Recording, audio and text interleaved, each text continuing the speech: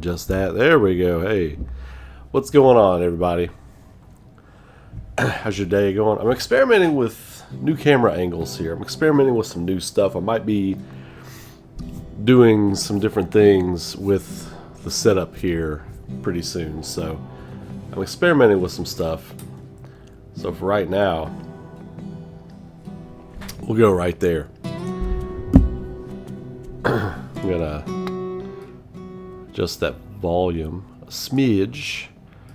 How's everybody doing tonight? How we holding up? How's everybody doing? Hope everybody's doing fantastic. What's up? Faith Giant, yeah man, the whole OST is amazing. You are right. Rick G, what's happening, my brother? Some of my mainstays here. Little Ray, what's up, Little Ray? From Big Ray to Little Ray, how you doing? Yes, you are right. The real ones like the stream before it gets started. So I appreciate you all. Good to see you're doing good, Rick.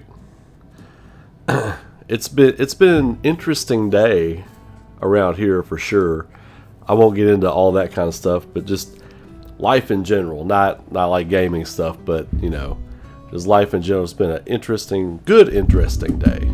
A good interesting day. Last night's stream was fun. I've been having a lot of fun coming back and doing these streams and just hanging out with you guys. It's been a lot of fun. I'm really kind of embracing the work side of it again. Getting back into the flow, figuring out my rhythm. What's up, Darth Magus? I am working on new assets. Like I am working on a whole new layout for the way these conversation streams and even the gaming streams are going to look. I've been kind of looking at some things other people do, and like the really popular streamers. Some of the stuff I like, some of their stuff is gaudy and I don't like it so much, but some of it looks really good. So I'm trying to take pointers from people, and I brought in somebody to kind of help me out with that stuff. So hopefully around the end of next week, all this stuff will start to look different. I had some new lighting I had bought for my streams and everything, but to be honest, I think this is okay. I might throw some color stuff in there, but for now, I've got like a selfie light here, and I've got like another round light right here. Lights off. I think it's good. For a while, I did have my overhead lamp, like the ceiling fan on. That thing was like the light of God. It was, it was just like, it was intrusive. It was intrusive. We'll put it that way. But I've been having a lot of fun on these streams, hanging out with you all, taking it easy. At the end of my long work days, it's fun to come on here and hang out with you all, talk reviews, talk theory crafting, theory storming, as I like to call it. Because we don't craft, we storm when it comes to theories. It's all hail, all precipitation, all thunder and lightning. We're not crafting. We're not at a pottery table. We're like bringing the thunder. You know what I mean? So theory storming, that's what we do around here. Hey Ray, I know you barely touched on it on Discord. I would love to see a video on your thoughts from an artist perspective of the whole Bungie marathon situation. Yeah, that's coming, Chris. That's one of the things I wanted to kind of discuss with you all tonight. I've been trying to read up on it a little bit as I can. Unfortunately, I haven't had a whole lot of time to dive into it, just on the surface. And the reason I say dive into it is because I just want to make sure there's not like some moving parts or parts of the story that people aren't running with, but on the surface it just looks like they straight up stole art. I mean, and if that's the case, I mean, that's the nail in the coffin for Bungie. I mean, from a perspective of just, you know, outright stealing from other artists, and I don't know all the artists they stole from. That's the part that I'm trying to read up on. Like, do I believe they stole art? Absolutely. Absolutely, I believe they stole art. Where all they have taken their assets and stuff from, I don't know. We live in a day and age where game companies and animation companies and even movie studios and stuff, they're not shy about the fact that they're using AI art and AI for this, AI for that. Just take the low road.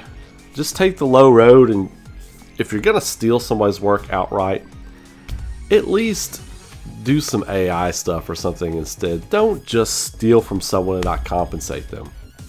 Not contact them. Not ask if they can.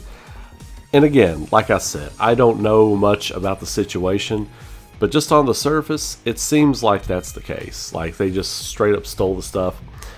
That makes you a trash institution. That makes you a trash business. If you're going to do something like that in today's day and age, look, the creative economy is ruined.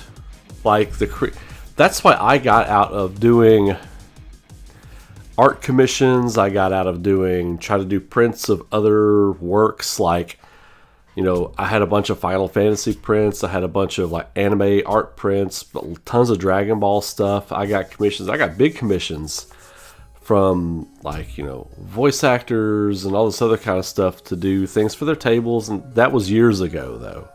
That was years ago.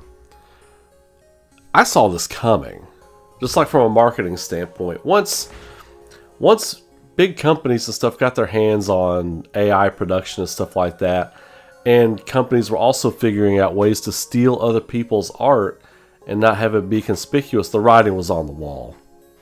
You can't put the toothpaste back in the tube on that stuff.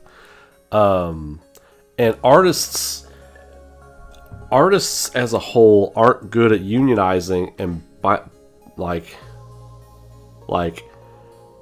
banding together to make sure these things don't happen in the future. That's why these things keep happening.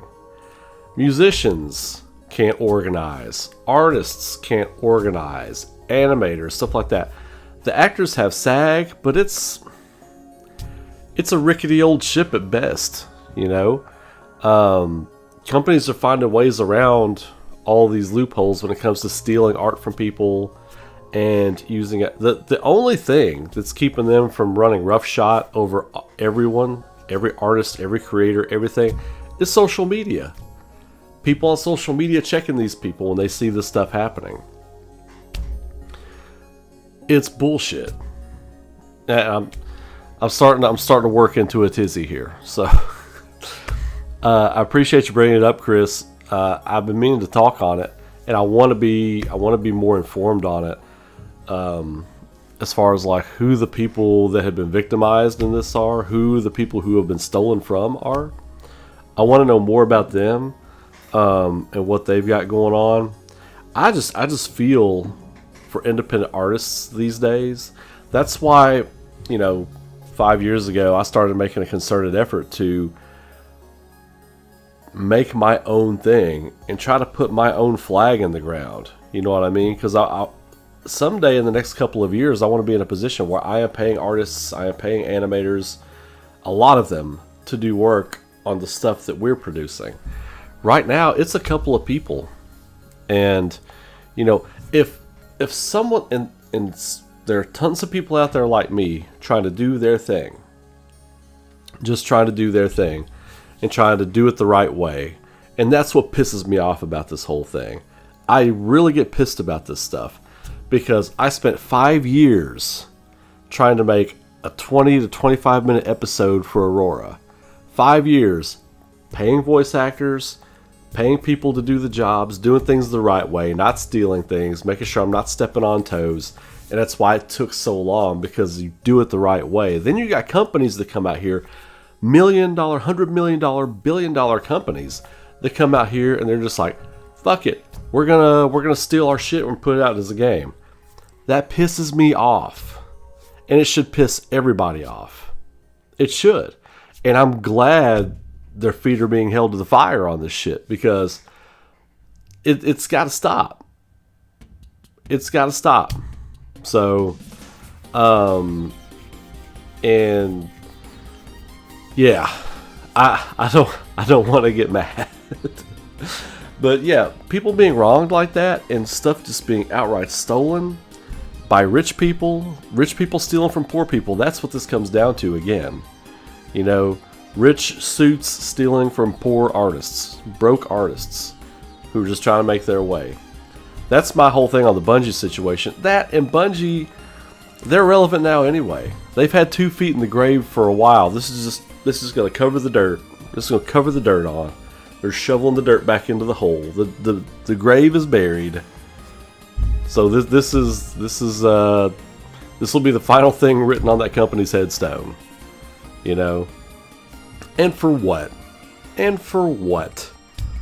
A game that a handful of people maybe were looking forward to, and that handful of people were still people that were loyal and hanging on because of Bungie's past successes.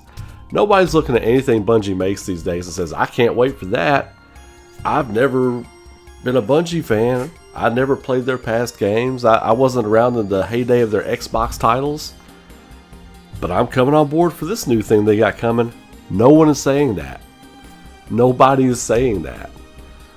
So for me, this topic is not irrelevant. It's a completely relevant topic, but that company is irrelevant. Bungie has lost relevancy, and they're doing things like this. Stick a fork in them, baby. Stick a fork in them. We don't need to be paying thieves. Don't give thieves your money. They'll take it. They'll find a way to take it. Thieves find a way to take from you, as they're showing now. Don't give them your money. Don't give them your money.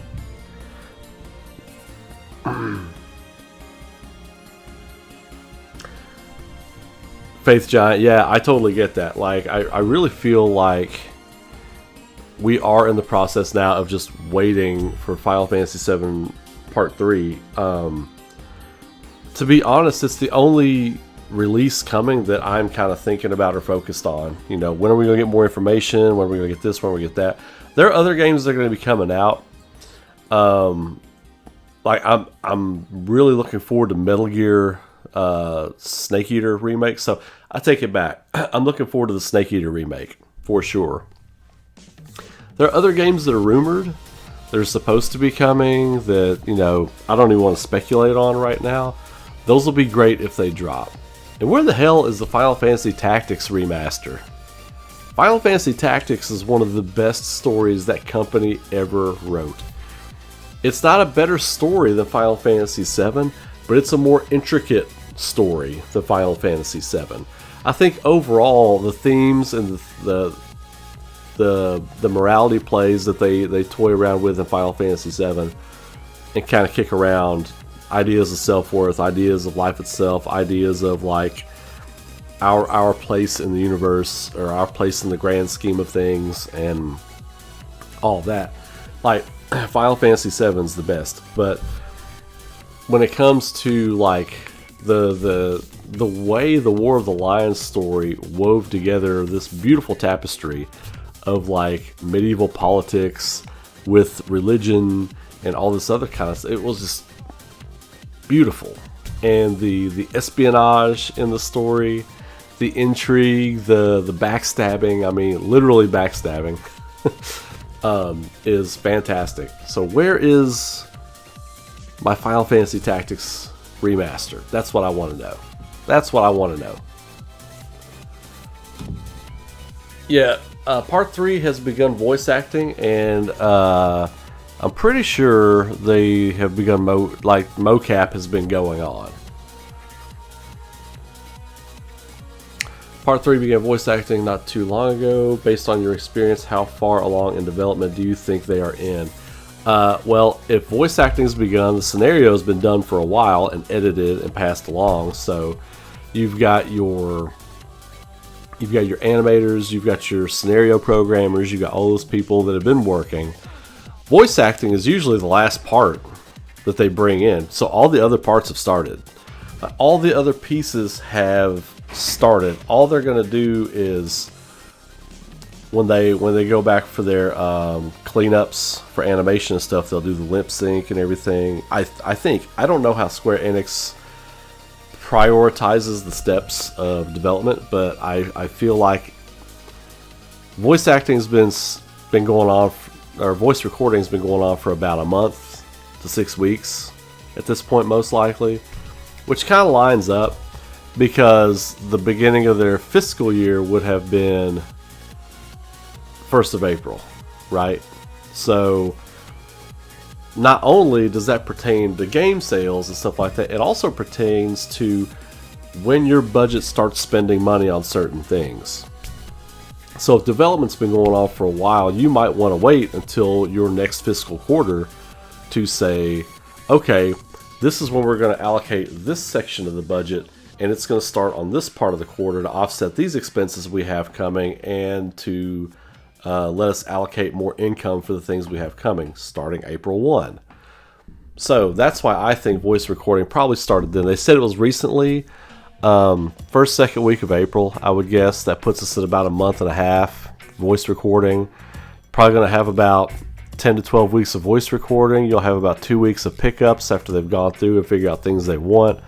So that puts us at probably early July, mid-July, late July, I'm sorry, mid-July to late July to finish voice recording and pickups. Then they'll start fine-tuning it. They'll have more polish to do after the first step, after the first phase, and then they're going to move in. So yeah, I think it's going to be like Q1 spring 2027. I mean, we talked about that last night. Spring 2027 seems pretty on the money for me.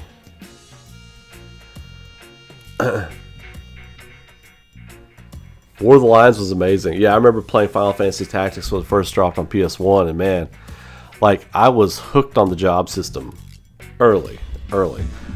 I loved grinding in that game, just going to like Zeklos Desert, and there are a few other places. The different after you beat castles in certain areas, you unlock like ruin boards, and going there and fighting was always fun.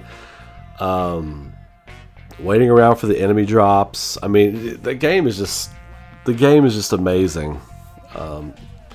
And it was one of the games early on that showed me like the intricacies of storytelling and how you can. E.T. Homerin, thanks for the follow over on Twitch. Appreciate you. How we doing over there?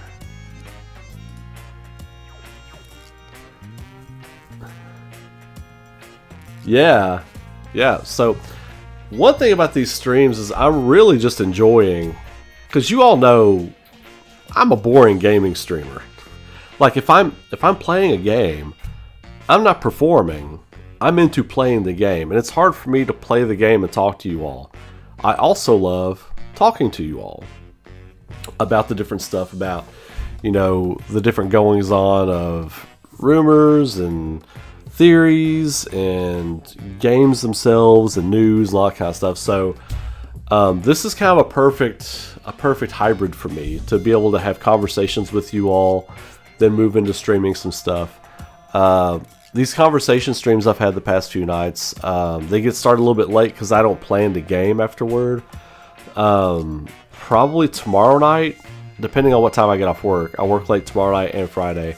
It's going to be a discussion / gaming stream. So, but yeah, welcome. E.T. Homerun, I feel like I've seen you around these parts before. Maybe your name just looks familiar. I don't know.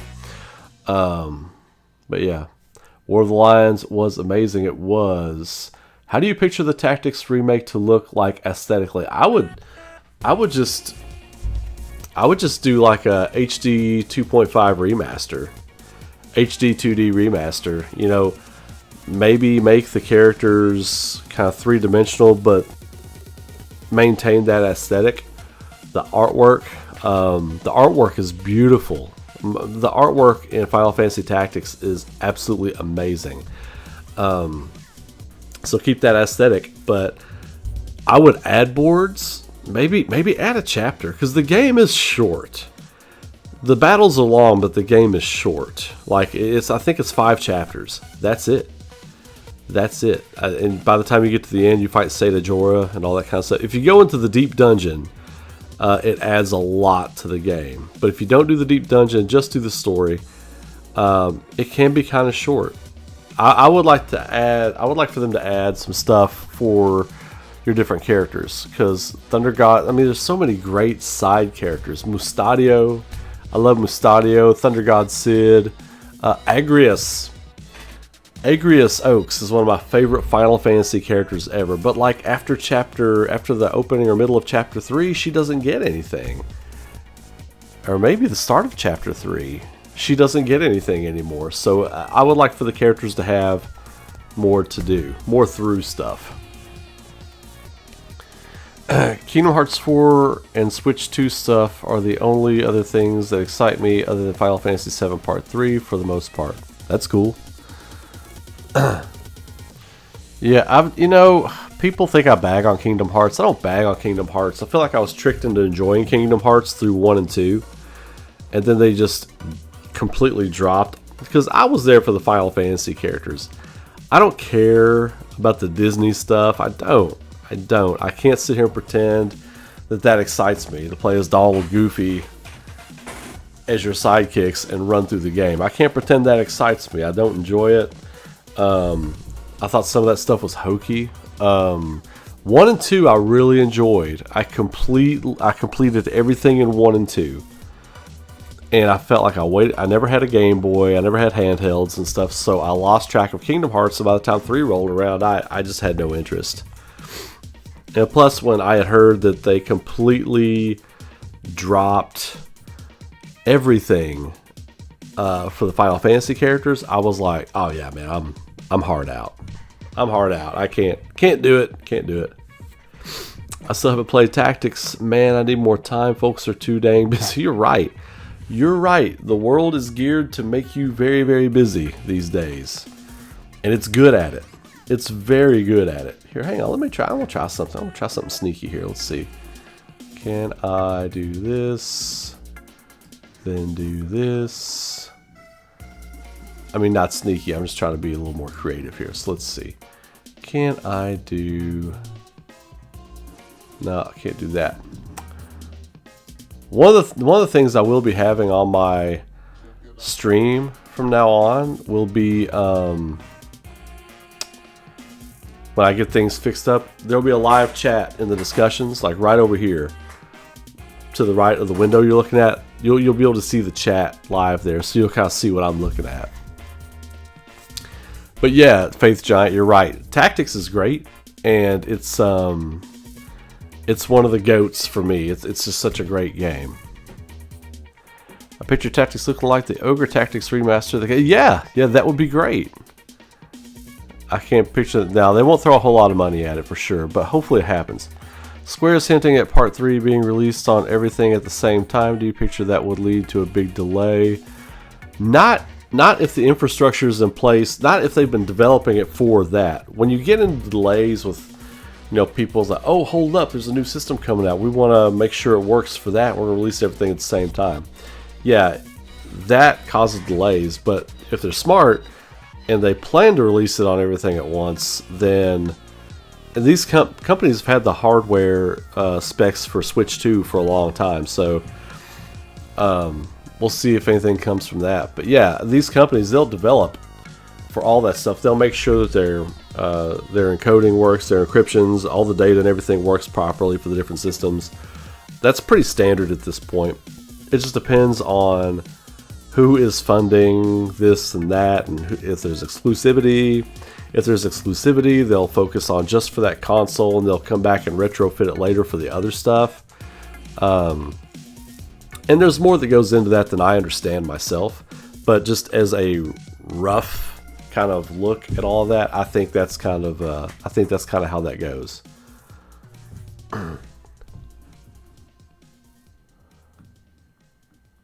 Had anyone heard anything about the Code Veronica remake? No, not since all the Resident Evil stuff was going crazy. And here's the thing about Capcom: when things go real quiet about Resident Evil, it means they're about to drop something.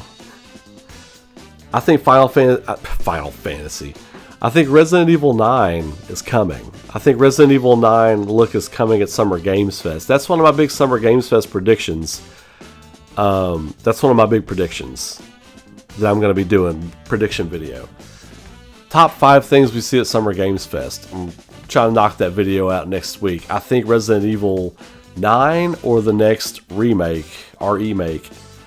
I think we're going to see one of the two at Summer Games Fest. It's going to be awesome. I want them to get away from first person for Resident Evil 9, though. I don't want first person anymore. I don't. It worked for the Winters family tale and everything, but I think that's over. I want to go back to Resident Evil 4, that over the shoulder. I want to go back to that.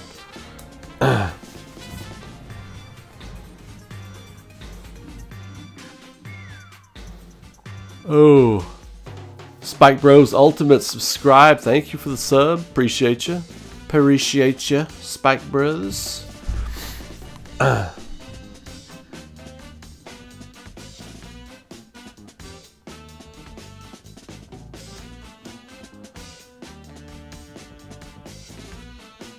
do have the thoughts, ET Homerun. I've been around, been watching your theory vids over the years, and have been around for lots of the Seal talks. Yeah, Baby Seal, I would go on for a lot of that stuff, but where I kind of fell off about playing the game, because I was working on, my show and everything. Obviously I couldn't come on and talk with people about it. So I'm glad to be back. I'm glad to be back doing it though. Proto Dude, what's up, Proto Dude? I know you. I've seen you around. When is the ARAURA episode 2 coming out? I've got big news on that. I've been trying to find time to get that video ready for the ARAURA YouTube channel, but so I'll give you the short version. We've been working diligently on episode 2, and we had this wild, crazy theory about taking episode 1 and what we got for episode 2 and re-recording a couple voice actors who are going to be pivotal in the story, but their characters haven't been introduced yet, and making a 45 to 60 minute feature with episode 1, episode 2, and filling in bits in there and making a big feature. We're working on doing something like that right now, and we're hoping to have an announcement out next week about it over on the ARAURA YouTube channel. So, and I've also been working trying to get Volume 4 finished. All of my Kickstarter Volume 3 stuff finally went out last week. That was a huge weight off my shoulders. All the delays that come, people don't realize what a full-time job Kickstarter is. And when you want to give people a bunch of stuff like I do, it's hard. Here, hang on. I think I'm blowing this microphone here. Well, let me rephrase that. I think I'm blowing out this microphone. Man, people are going to run with that one. It's like, lucky microphone. But no, I'm blowing this microphone out. I got to turn the gain down just a little bit. Let me know if you all can't hear me, okay? Because I had to turn the gain down just a little bit. So yeah, there is... it's been 5 months. Dude, I know. Trust me, I know. We're working hard. We're working hard. And I said when that pilot came out that we just put a taste out there. We want to introduce people to the world of ARAURA. That's what that pilot episode is kind of about, to introduce you to the lore, the mysteries that are kind of going on. But we want to take that farther, so we're going to flesh it out. That's why I changed the name of the pilot to Rough Cut, because we want to put a big, beefy, meaty chunk of ARAURA out there for everybody to dine on. And that's what we're going to do. So, but there's going to be a lot more coming for that next week. I promise. Now that I've gotten a lot of that other stuff done and cleared off, and a lot of my other work I've been working on cleared off, I can do more YouTube, I can do more streaming and content creation. You bet your ass that's coming next week. I'm excited to get it out, because there's a lot I've been wanting to talk about. Man, there's so much I've been wanting to talk about with what we're doing. But getting Volume 4 out is the top of my list right now. Getting that done and getting that out. So, what's up, Michelle? How's it going? It's been 5 months. For me, it's actually the gameplay that I like most in Kingdom Hearts. Well, I love the gameplay in Kingdom Hearts 2, especially. It was improved on 1. I really liked that. That was the driving force of it. I really enjoyed the gameplay. But yeah, I was really disappointed they took out all the Final Fantasy stuff. Summer Games Fest and Xbox Showcase in 2 weeks. Hopefully Sony and Nintendo have their event in 2 weeks. Hopefully Square has decent news in 2 weeks.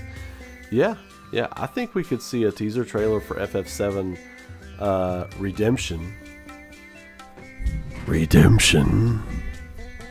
Put my flag in the ground on that one. But we'll see. I don't want to get into the business of getting people's hopes up to generate views. I don't want to be in that business. I will say I hope we see it. Absolutely. Ray, have you ever played Tales of Xillia? Absolutely. It's my second favorite Tales game now. Well, it might still be first. What a cast of characters. Tales of Xillia had probably my favorite cast of characters. Jude is an underrated character for me. And Alphen, I liked Alphen a lot. All the characters are good though. But yeah, Tales of Xillia, when that came out, I didn't play it right when it came out, but I found it on PS3 on sale, and I picked it up. And after I played the digital, I had to go out and find the physical version. So I've got Xillia 1 and Xillia 2 on my shelf over here. I didn't like Xillia 2 as much as the first one, because you get these 2 new characters to use. I was like, but I want to hang out with my buddies. I don't want to go on a road trip with these people I don't know. I want to hang out with my buddies. I'm back with my buddies from Tales of Xillia 1. I want to hang out with them. But yeah, I love Tales of Xillia. I would love to do another playthrough of it, to be honest with you. The first one. Had a thought recently, now feels like the perfect time for it. I've noticed in every 7 game from OG, compilation, and into the remakes, there's always a special piece of materia that needs to be used, and the materia always goes through a unique exchange or a prerequisite. Cloud hands off Black in OG, proto-materia is put in Vincent, later taken from him to still be harnessed before being returned by Lucretia via Shilk. Zirconyad is, I never have known how to pronounce that, so if I butchered it, give me some grace. Is gathered in gathered pieces, goddess materia, the level is yeah, well I think that's because materia is kind of the element that makes the stories in the 7 universe flow. It's all about the materia. It's all about the live stream, which the materia comes directly from the live stream. So yeah, it's always going to be a catalyst for either main story or side story stuff in that respect. But you're right, it's always a catalyst there. Now in Rebirth, look at what has happened with the white materia. Yeah, a new mystery with the white materia. What's the empty white materia? I still think it symbolizes Cloud. And Aerith knows that it symbolizes Cloud. It's empty. It has to be filled. I think that white materia will be filled after Cloud's redemption. I really do. Do you think there's a possible minor redemption for Sephiroth in the works for FF7 Remake Part 3? Brian Hickman. What's up, Brian? after his defeat. Not a full turn, but willingness to return to the planet, maybe? Nah, I don't think so. I think Sephiroth is full-on villain. I think in Rebirth they really planted their foot and said, you know, no, we're not budging on this. He's the villain. He's charismatic, sure, but most great villains are. Like, I don't look at Aizen and Bleach and say, man, I really just want him to become a captain again. No. He's an asshole for what he did to Momo, for what he's done. He's a manipulator. He's a master manipulator. Charismatic as hell. The Darth Vader of anime is Sosuke Aizen. I don't think there's a better villain in anime than Aizen. And it's cool when he shows up and does stuff, but he's still the villain. Like, I don't want him to be the main character on a redemption arc and all this other kind of stuff. He's the villain. I always want him to be the Joker. He's the Joker. I don't want the Joker to ever be redeemed. So that's how I feel about Sephiroth. He is so cool and so loved because he is the perfect foil for Cloud. He's the perfect villain in the greatest game ever made. And he's a part of that, Final Fantasy VII being the greatest game ever made. When you're writing, you really have to be careful about, you created this great villain.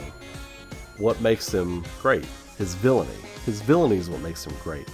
His backstory is interesting, but it's a classic Fallen Knight story. Classic Fallen Knight story from the days of yore.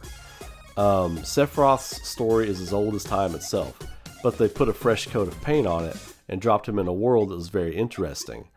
And Sephiroth is very interesting because Cloud is his foil, because Cloud is such a great character. The two characters feed off of each other so well. Like, the same reason you want to see Cloud go to the dark side for a few minutes, but you want to see him come back because he's the good guy. You don't want him to stay in that mire.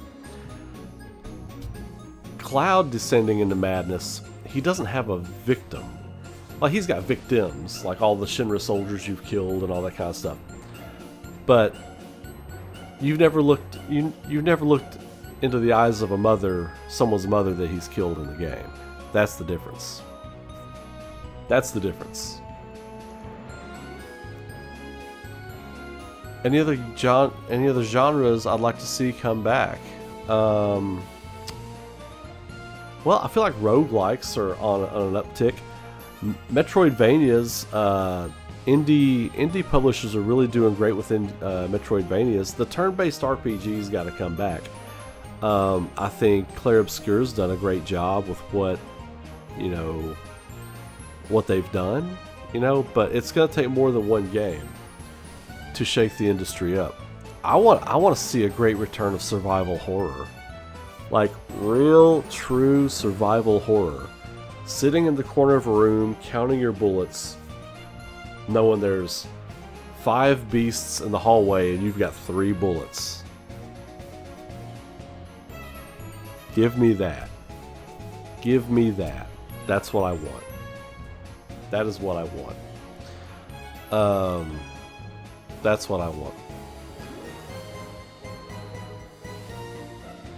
Proto Dude, I have to admit I got a bit scared because the visiting site, it was down. I thought the project was canceled. No. The site's down because I'm trying to rework it. Let me tell you what. Let me ease your mind a little bit. Here, give me just a moment. Let's see.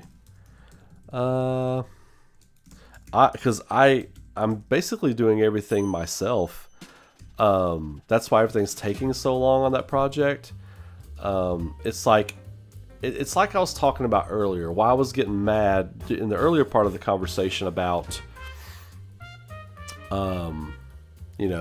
Bungie stealing art, millionaires stealing stuff from people that don't have anything, and you've got people like me. I'm not the only person trying to do what I'm trying to do. There's other people out there trying to do it with their thing too, to greater degrees of success than I myself. I don't ever want to accept work from somebody that I can't pay them for. So where I am always in debt because I got a house that's always breaking, and you're a father and a husband and you're trying to take care of things. It's hard to have the extra money. I was blessed to have a good investor that invested a little bit of money, and it helped me get that pilot out the door, helped me bring in some people to help and things like that. But now I'm back to where I was. I'm back to can't pay anybody to do anything. So it's me doing it now. So it's happening. It just takes a while. So let me do this. I'm working on the website, what the new website's going to look like. And here's a taste. This is what the new website is kind of looking like right now. This is me developed. This is the back end right now. It's happening. What is ARAURA? ARAURA shop. We've got some new things happening. We're getting the store up. But this is the new ticker right here. Right here, it's a slideshow. You can select through the different things. So yeah, it's happening. It's happening. It's all still coming. I hope to have the website back up next week. So fear not. Fear not. That is my baby. It ain't going anywhere unless I go somewhere. So. But thank you for the concern, Proto Dude. I really appreciate that. I know people have been waiting and looking, and you know, I've been trying to get that out there. I don't know, even after playing through OG on release, it wasn't hard to see him as lied to his whole life and used by Genova, villain. Yeah, no, yeah, he was manipulated into where he wound up. I'm not saying that, Brian. But there's a big part of Sephiroth's story that, like, he came to a crossroads. He made a choice. He made a choice. He was strong. He could have stayed away from the madness. He made a choice. That's the thing with Sephiroth. It's all about choices, and with great villains in general. You know, Anakin Skywalker could have gone to the council. He could have played it the right way, but he was too emotional, and they warned him. They warned him about, hey, you have this great power, but you can easily be manipulated. You're a good person. You can be manipulated. And he didn't heed their warnings. It was arrogance, and he fell to the dark side. Sephiroth, there's a lot of arrogance to the character too. You know, especially in Crisis Core. You know, he cares about the people that are close to him, but he's also arrogant. You know, and when he falls into madness, he makes that decision. I don't feel like Genova called to him, but she didn't make him like do the things he did. He made that choice. He could have fought it. He could have fought against it. He gave in. And now he is where he is by his own choices. I love Sephiroth too, but I don't want to see him redeemed. And narratively, the writers let you know that too, because I've discussed this before, but I'm always happy to talk about it again. By showing you Cloud's mother and letting you get to know her for just a little bit of time, all those warm moments with her, even in the OG when she's like, you know, lots of girls in the city, you find anybody? You know, it's like all these cute little things a mom would say to a son, and it alluded to he killed her in the OG. In the new one, it's like straight up, yo, he killed his mom. After getting to know her even more in Remake and Rebirth, mom dead. Mom dead. So yeah, that there's a great line from Magneto in and I think a lot of you all know what I'm going to say because I've talked about this before. I always think about this with redemption, with Sephiroth's redemption arc, right? When Magneto has Kevin Bacon, I forget his name. I know I should know it, the character's name. He's a big X-Men character, but he's got him up, and he's saying all this stuff to him. He's like, "No, you're right about everything you've said." He's trying to get him to spare his life. He's like, "But you killed my mother," and then he kills him. Whenever people talk about Sephiroth's redemption, I think about that one moment in that X-Men movie. It's like, you make a lot of sense, you make a lot of fair points, but you killed my mother. You're done. You're done, son. I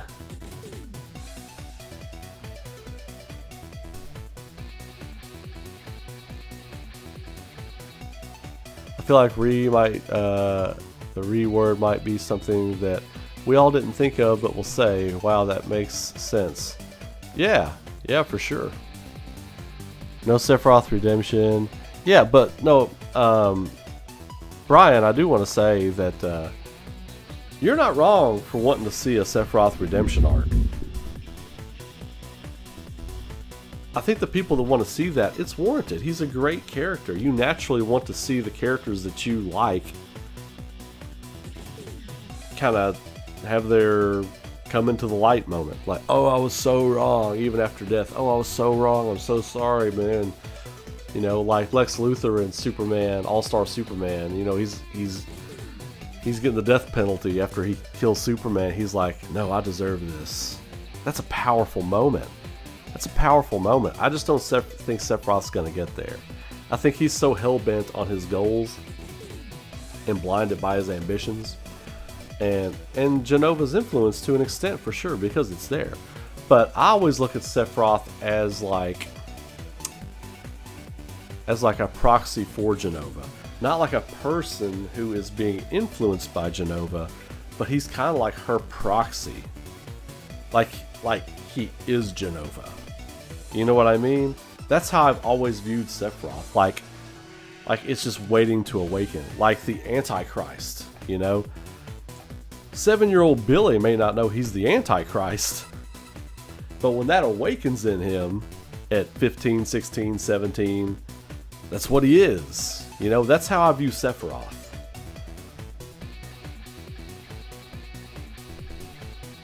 How are they going to take down Jenova in Part 3? Michelle, I stand by my Knights of the Round theory. I really hope it has something to do with collecting Knights of the Round. You know, if you collect all the Knights of the Round or whatever, it could help that boss fight go super smooth. Like if you got all of the Knights of the Round, and that's just a straight up bitch of a 13 side quests, you know what I mean? Just like, and getting Arthur, the final piece of the puzzle, is just like an absolute bitch of a side quest or battle for whatever is protecting him, or if you have to battle him in general, then one-shot Jenova with it. Now, I do think something to do with the Eternal Aerith or the life stream itself. The more I think about it, the more I'm thinking that version of Aerith we see before they fly off on the plane, that is just the life stream. Like, if Sephiroth is just a proxy for Jenova, then that version of Aerith is just a proxy for the life stream. It's still Aerith, but it's also the life stream. Like, this is Sephiroth, but it's also Jenova, you know? That's kind of how I'm starting to think, based on some little breadcrumbs they left in Rebirth. That's kind of got me thinking that's where they're going with it. But I think it'll have something to do with the streamer Aerith, live stream Gainsborough, purifying Jenova's essence out of the life stream. The negative life stream, getting rid of it. I think it's going to be something to that effect. Same, is this the white or something new, like the materia of peace, a state of mind that could become the priorities or main memories of the planet, whether they are real or not? Well, E.T. Homer, and I think it's going to, again, I think that empty, that clear materia that you fill with the white materia at some point, which I think is what's going to happen, I think that's going to have a role in completely wiping out Jenova. I think that's what it's going to be. It has something to do with it. Because that'll be a thing you have to try and get done all the way up to the end of the game. Yeah, it represents Cloud for sure. For sure.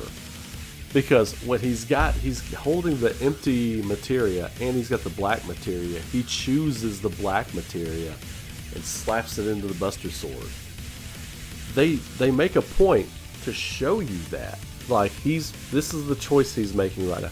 This materia symbolizes who he's supposed to be. Right now he's empty.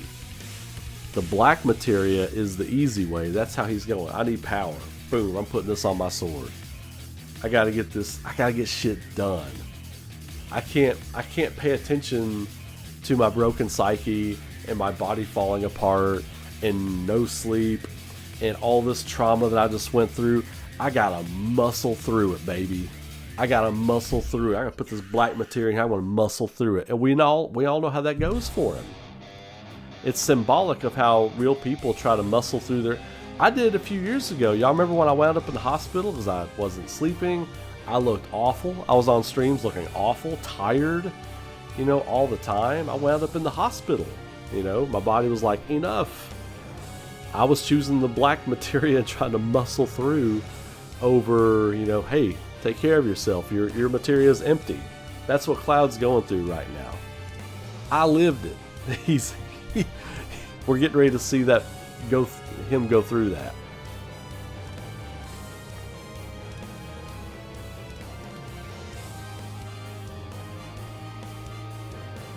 Yeah, that's the other thing too, E.T. Yeah, he's now killed Cloud's mother. He's slashed Tifa. He killed Aerith. Yeah, that dude ain't coming back. That's it. He's made his choices. And there's something powerful even in fiction, like great works of fiction, and especially fantasy, going back to like Tolkien and the great writers. You know, they make a point to say, even though this is a fantasy world, it's, you know, the point of those fantastic stories is to teach you to make the right decisions, and if you make a wrong decision, fix it. Because the characters that don't fix their bad decisions become the villains.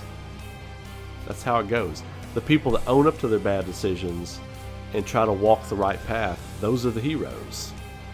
Tried and true. Tried and true. Zack versus Dark Cloud in Part 3, that would be interesting, Michelle. That would be very interesting.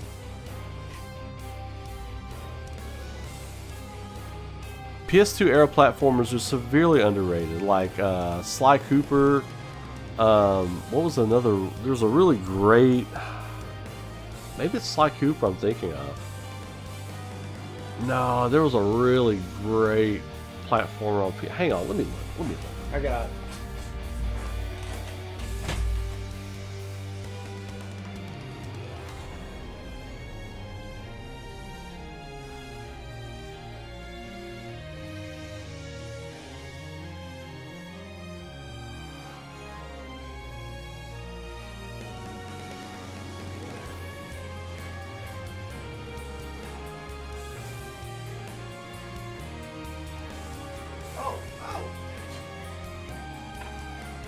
God of War. God of War. How was that? Yeah, that was Jak and Daxter, Ratchet and Clank. You're right. Yeah, those were all great. God of War. Yeah, that was where Devil May Cry. Devil May Cry. Wasn't a platformer, but it had some great platforming stuff in it. All I'll say is, when we get Reunion Cloud Battle, I need to hear Barrett plead, brother, stop, please. Oh, dude. It's going to be incredible. Andre, it's going to be incredible. To Cloud, with tears falling from his face, give me heart-wrecking moments like that. Yeah, dude. Yes, Andre. Now we're talking about the chatter of the Reunion Cloud Battle. Absolutely. It's gonna be cinema. It's gonna be cinema. Yeah, I mean, for those of you who've never heard me break down my ideal situation for the Reunion Cloud Battle, you know, it's all about the music, it's all about the tempo, it's all about the intensity and the emotion, but like, yeah, Cloud just like screaming at everybody, just almost like a beast, you know, just like rah, just roaring at everybody. It's like he's completely lost his mind. He's an empty vessel, and he's just swinging at everything, you know. And the music is just blaring. It's like 120 tempo. It's just going, and it's Cloud's overworld theme, sped up, mixed, because you know how they love to mix these themes, mixed with those chosen by the planet, with the bells and everything. Mix it up, throw some guitar in there, put like a sick guitar solo in. I mean, go balls out with it, man. Just balls out. Rock it out. That's what I'm talking about. And it's just like a three-stage battle. Cloud, he's still got some leftover residue from the black materia that he just gave Sephiroth. And because I think he should, well, you know what? No, I think he should give Sephiroth the materia after the fight. After the fight. Because once you give Sephiroth the black materia, that's got to be it. Unless they cut the scene in the middle of the fight, and then he gives Sephiroth the black materia. And for the second half of the fight, the ground's breaking up. You can hear the roars of the weapons awakening, and you got to fight Cloud as that area is breaking up before Cloud falls into the ground. Ooh, man. That is a deep dish supreme pizza waiting to be devoured right there. That's what I'm talking about. I wonder if what happened with White Clear was actually a gameplay story element from OG, and that the white materia from what Cloud and Aerith did in Chapter 14 got mastered. That's a great question. I've never really thought about that. That's a great question. Ray, you being a big Final Fantasy fan, can you briefly just explain the issue with Part 3 versus Part 6 and what the deal was with all of that, because it's still something controversial? You mean like why over here it's called Part 3 and everywhere else it's called Part 6? We never got... What was it? We never got the true 2, 3, and 5 over here. Final Fantasy 2 on Super Nintendo was 4. Final Fantasy 6 was Final Fantasy 3 over here. And it was all like a... For lack of full knowledge of it, I think it just came down to business and licensing. Just what Nintendo of America wanted to release over here. That's how I understand it. I think it just came down to business. I don't think there was any like things in those games that people wouldn't allow over here, because to be honest, it was the Wild West over here. Like there weren't even like true pricing policies in place for games. There wasn't like a true system that watched over content in games or whatever. I mean, Mortal Kombat really made all that stuff start happening. Blood in games and stuff like that. But yeah, as far as I recall, it's just a business and licensing thing. And then it just took forever for them to put them over here. Six is 3 and no. Yeah. So no. The true Final Fantasy 2 we didn't get over here until they released them, or if you emulated them. The true 3 we never got. Part 2 on Super Nintendo in America was actually Final Fantasy 4. 5 we didn't get. 3 was remade for Game Boy Advance, so we got that one earlier. And then Final Fantasy 6 was Final Fantasy 3 on Super Nintendo here. Sephiroth is a victim of circumstance, but there are choices in life. He didn't have the best grounding for judgment, but he decided in real life no person would be able to come back from that. The remorse would kill them, and we're killing Sephiroth, not himself. Yeah. Redeeming Sephiroth would not teach it. Yeah, I mean, yeah, that's the point at the end of the day, is like you are bound by your decisions. Those tales of villain fall from graces and stuff like that, those are supposed to be cautionary tales. So rewarding a villain with a happy afterlife or move on, go to the live stream or whatever, I don't think it's possible. And I don't think it'd be possible for him anyway, just on a DNA level. I don't think it'd be possible for him to be in the live stream and not corrupt it. And I think that's the point about Advent Children and Geostigma and all that kind of stuff. Like, him just being in the live stream is an anomaly. And anytime a system has an anomaly in it, it shuts down, or it starts, like if your body has weird anomalies, it starts releasing white blood cells, try and combat that stuff. So, I mean, yeah, he can't be in the live stream on a genetic or spiritual level, I don't think. He's a bad boy made of bad stuff. How powerful Dark Cloud will be in Part 3? I think he'll be at least Genesis level strong, if not Sephiroth pre-death strong. And by pre-death I mean when Cloud killed him and threw him in the live stream. I think Cloud will be about that strong. Now, he's not going to be current Sephiroth strong, but I think he'll be pre-death Sephiroth strong. Because, you know, he's out of his mind. He won't have the mental blocks and things that keep us from going all out as human beings. Our brains keep us from using full strength because we would destroy everything around us and kill anybody we came in contact with just by giving them a hug or a pat on the back. You know, you clap somebody's lung. Human beings are incredibly strong. Our brains have little fail-safes to keep us from using all of our strength. Cloud will be unbound by all that, so he'll be like wrecking shit.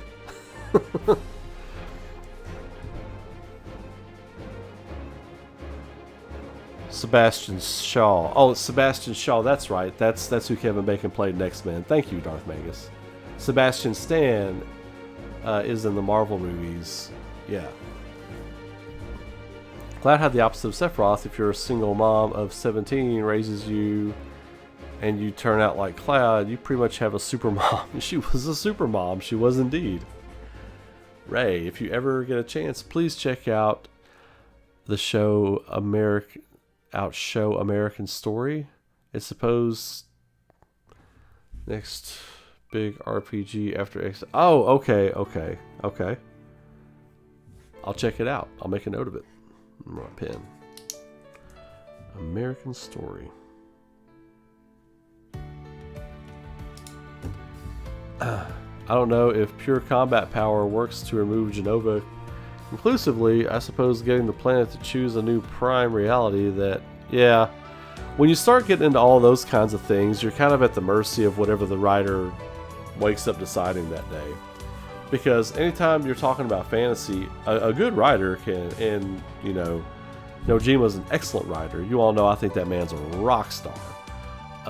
He's got his detractors, but I think he's aces. You know, you can think of a scenario and you're like, that doesn't work in my story, but then you can backtrack and you can be like, well, I can put this here, I can put this here, put this here, and now it works. I can make it work, and we're going to lead to this idea that I have. So yeah, I think when you get into the deep dive territory, which it's fun to do, but what I'm trying to be more proactively avoiding these days is when I would do theories, I would get really, really into my theories to the point where I just wouldn't accept anything. I was like, man, I just really want this to be the thing now. I don't want anything else. I'm trying to stay away from that now. I'm trying to be more open-minded. So I don't come off as like, this way is the only way, you know? So I'm trying to be more open-minded about those things. I'll put theories out there. And I'm trying to preface it with like, well, this is what I would like to see. Instead of like, this is what they're going to do. This is what they're doing. This is happening. You know what I mean? Still being confident in the things I think up, but just kind of being like, this is what I'd like to see. This is what I think is happening, you know? I always felt like Genova isn't meant to be purged, but neutralized like a virus in the body. Yeah, well, that's the thing. Like, with the right antibiotics, your body can kill something that's inside of it. I think the planet just doesn't have the right antibiotics. And I think that empty materia might be the key. You know, here, let's theory storm something real quick, okay? Let's say that empty materia, if it does represent Cloud, and it was given to him by that eternal Aerith. Our Aerith died on the altar when Sephiroth stabs her in the back. The Aerith that is helping you, I feel like, in the ethereal battle with Sephiroth, in Cloud's mind, in Cloud's soul, or in however you want to look at that.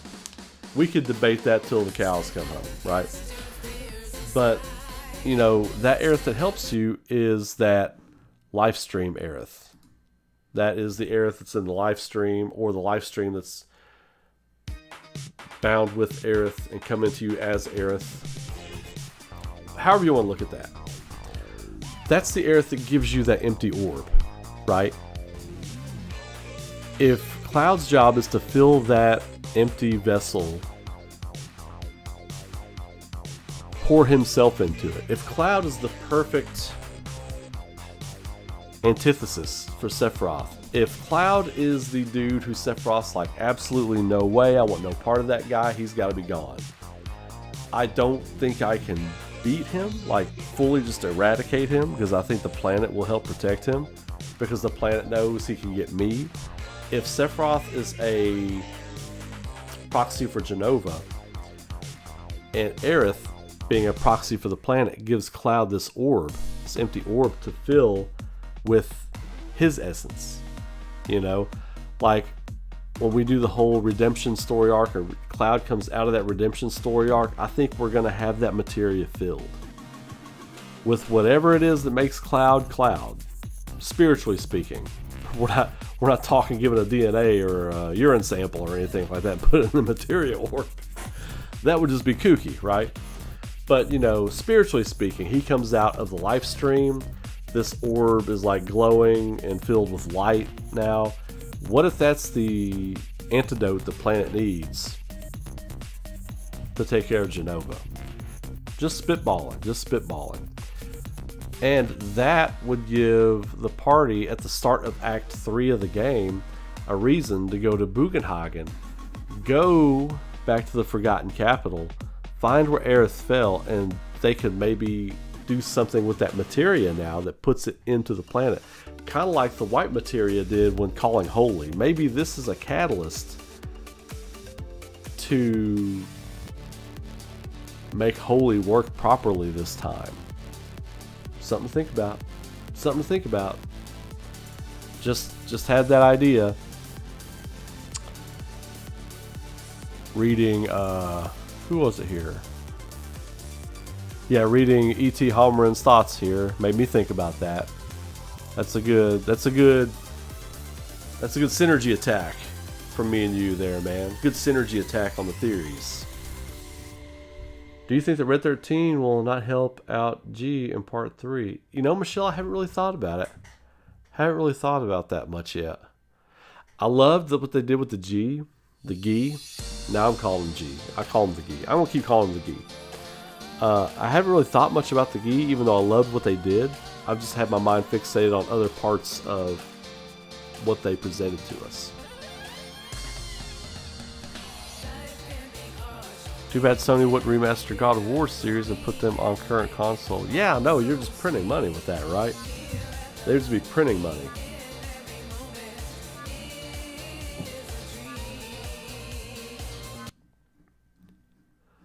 Where is it? I need... Hang on, did I miss it? Vibe de Valentino, or whatever that was. I did miss it. Oh, that's my favorite. That's my favorite of all the dance game things in Rebirth, or Remake, I mean. That's my favorite. Vibe Valentino. That Valentine vibe, baby. What do you think a situation with Scarlet coming between Tifa and Marlene, or threatening Marlene in some way, being the one to suggest using her as a hostage for revenge on Avalanche after her cannon beat down? Another symbolic pattern I've been noticing is Tifa and Scarlet are as opposite as Cloud and Sephiroth. I have never put that one together. I think Scarlet is just, I think she's kind of basic. I think Scarlet's pretty basic. She's, I don't know. She's kind of like a Bond villain, almost. She wants power. She wants to use materia for power. She wants to find ways to make materia more powerful. She wants power, right? She's power hungry. Her and Heidegger. Heidegger is all about... Heidegger's a little more twisted in Remake than he was in the old game. He was kind of like a buffoon in the old game. But now he's kind of more sadistic. But they're both power hungry. I think they're just kind of basically power hungry. I don't know. I want to see Marlene play in a little bit more in the story now. And there's no reason that Marlene can't call Barrett, you know, from time to time. And I think we definitely need a check-in with Aerith's mom, Elmira. Because that's one of the things I never liked. Well, not that I never liked, but I thought was odd about Final Fantasy VII OG, is you never went to find Aerith's mother to tell her what happened, you know? They never did. And then at the end, you just see Marlene chilling and calm. You assume it's with Aerith's mom, you know, keeping her safe still. So yeah, there needs to be some closure and some things tied up there for sure.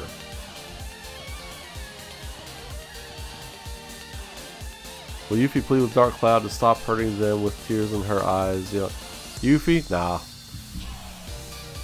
Nah, I don't think Yuffie. I think she'll kind of be confused and just trying to help fight the situation with the party.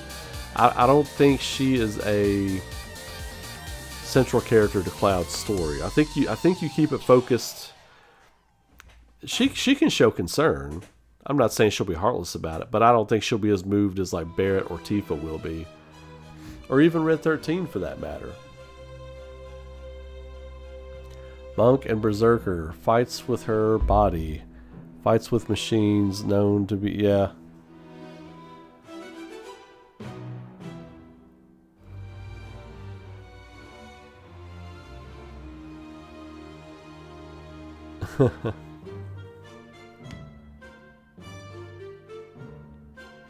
Yeah, that's a good point. The devs have to go back to the drawing board with the Chadley request. I would prefer a meaningful, impactful side quest. Yeah, I was getting there toward the end of Rebirth with Chadley. I liked what he represented early on, and I didn't even mind the repetitiveness of, because I don't mind repetition in my games, but I felt like now you're just doing the same thing over and over with Chadley. Like, at least when you're doing the Rimwave Towers, you're exploring the world, you're seeing different things, you're seeing different elements, you're seeing different places, the landscape is changing. So, oh, that's kind of cool. Oh, that's a cool view. That's a cool monster. I want to fight some more of these monsters and see what I can farm off of them. With Chadley, it's the same stuff. You know, you unlock some different things, but yeah, it needs to be cleaned up with Chadley moving forward. I still think you fight Chadley as a boss at the end. I'm totally not out on Chadley having some kind of like tie to. He's like the basis for some of the stuff that happens in Dirge of Cerberus. I'm not totally convinced that's not gonna happen. Like as far as like Hojo trying to become like digitally immortal. Digimortal, Fear Factory. Great album. Great album. Square needs to do less is more with the side content. I really enjoy side content. I've enjoyed the side content. I've been going back and grinding in Rebirth. But I'm a nerd for that stuff. I can understand why people are like, oh man, you know, this is. I don't mind chasing my tail in a game if I feel like I'm leveling up and grinding or whatever, but I see why people aren't into it. Also, this should be a solid option to have turn-based. After finishing Expedition 33, I prefer that combat and with the diverse party in Rebirth. Whoa. Andre, I get it. I absolutely get it. I hope Square Enix, above all other people, take a look at this and are like, okay, yeah, we could still do turn-based. Let's put our spin on it. I think that's what they had intended Final Fantasy VII Remake to be originally. I don't know that for a fact, but remember Remake had a massive delay. They had to change midstream on what they were doing, and I still feel like early on, I don't think they've admitted it as much, but I have a gut feeling that they were trying to make it turn-based, and they just had too many ideas to do it, or they wanted to go do something else with it. I can't picture completely. Oh yeah, they're not going to change the combat. They've hired people to shore up the action ATB combat. Like for what they're doing with the remake saga, I really enjoy it. I really enjoy the ATB system and how combat works and the improvements and enhancements they made in Rebirth. I'm excited to see what improvements and enhancements they make for Redemption. I'm going to keep calling it that.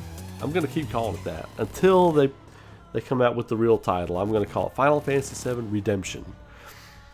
So yeah, it'll be interesting to see where they go with it.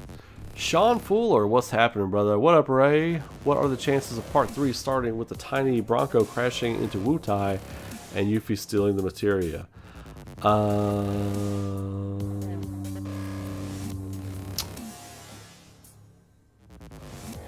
I think maybe high. I think that might be pretty high. I could see that happening. I could see that being a route they go for sure.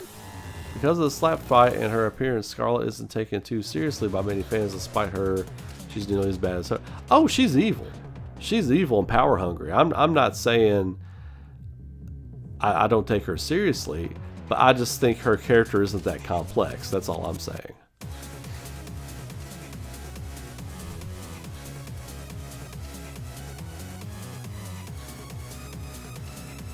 I think Cicely's kind of a rogue now anyway, right? What do you think Vice's role will be in part 3, and who will he go after when he's out in the world? I think, okay, so here's the thing. Like, we know how hard Vice was to fight in the simulation in Remake, right? Or Intermission. He was the, excuse me. He was the big fight in Intermission's combat simulator. I think that will be a great test for, let's say everybody's broken out. I don't want to see, like last night I was talking about Deep Ground just being regulated for when you return to Midgar. I would like to see them being sent out to hunt Cloud and the party down as a last resort. I'd like to see random encounters with some of them out in the wilds of Gaia. If Square wants to make this a 50-hour story, 50 to 60 hours, which I think they should. They should shoot for the moon. This is it. This is it. This needs to be it. Put all your cards on the table. Put it on the table. I think they go for it. I think they go for it. They throw everything at you. Deep Ground Soldiers coming out. Just because Deep Ground Soldiers are coming after your party in this doesn't mean Dirge Cerberus can't happen. Like the ruins of that area of Midgar. I mean, that we get to. I hope we get to see that part happen too. Like Midgar just ruined.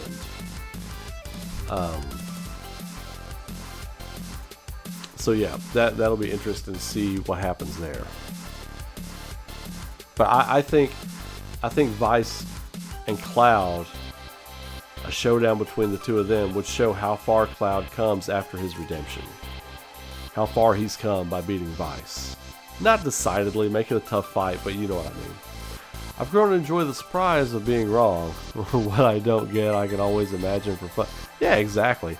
Like I've always said, you know, we're all right until we're not. That's life too. Like, you're right until you're not. You know? So, have fun with it. That's what I say about these theories. Just have some fun. It's a great exercise for you if you want to be a writer, you want to be an artist or anything.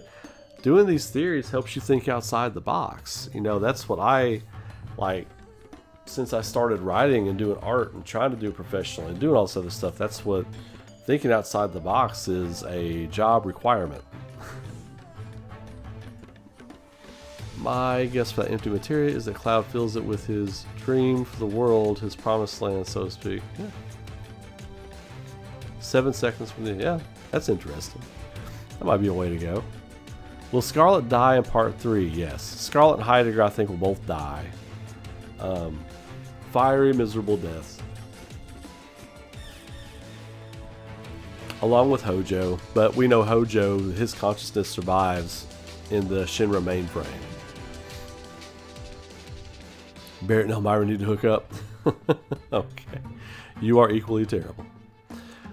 If they took Marlene into the Proud Claude, and because of the bond of trust she made with Zack and the other worlds, Tifa, Aerith, she might trust Cloud and jump out. Final motorcycle chase.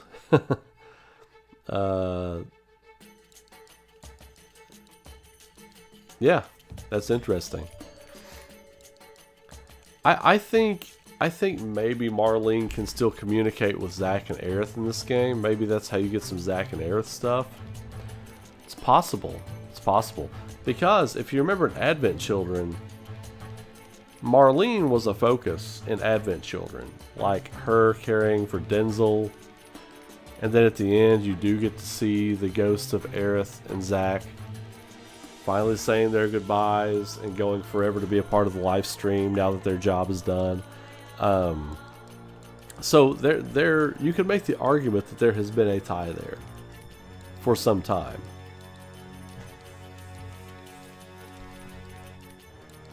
If Hojo's colors become obvious when Meteor is summoned, Rufus might jail him. Hojo is not present after Whirlwind Maze when he laughs about Sephiroth summoning Meteor. Yeah, that's going to be interesting to see how Rufus reacts to that. Because that's when Rufus starts to kind of change a little bit. After he sees kind of like... He has an Ozymandias moment. You know what I mean? He has an Icarus moment. He's flown too close to the sun. And that's why I talk about, you know... A lot of the villains of Final Fantasy VII have to face their decisions. Rufus, fortunately, in Advent Children, he's trying to change Shinra for the better. And he kind of is deviously as well in Final Fantasy VII, but he's still a wild card. He's still got evil intentions for things. But yeah, that's going to be interesting to see how that goes. Lots of subplots in the next game to think about.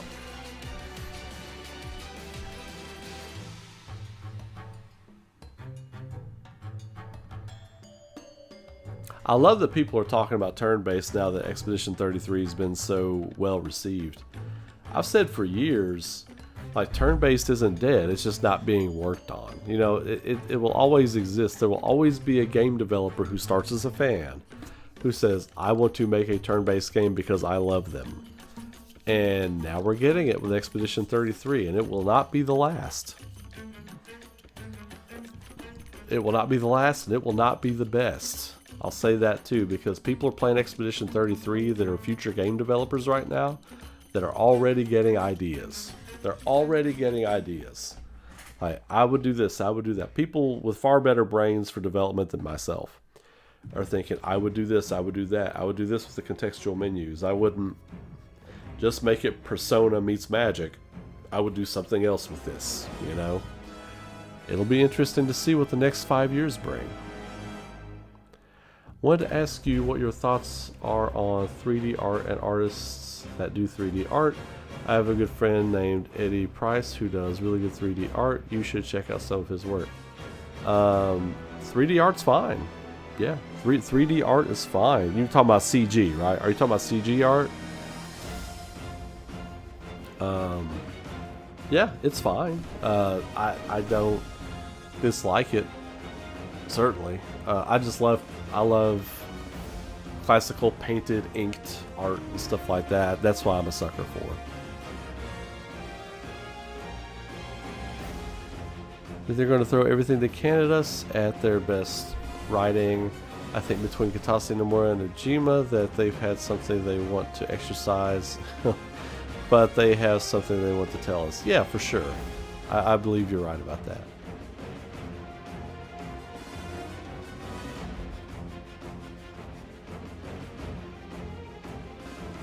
We see Angel or Genesis in part 3, and what role will they have? Yeah, we talked about this a bit last night. I could see them popping up in like some kind of Vincent investigation into what's going on.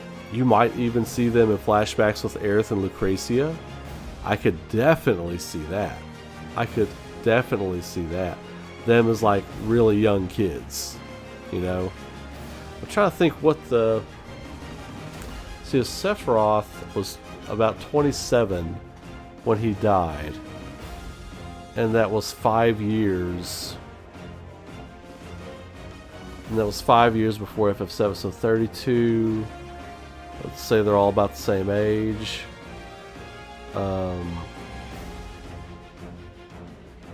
That would put...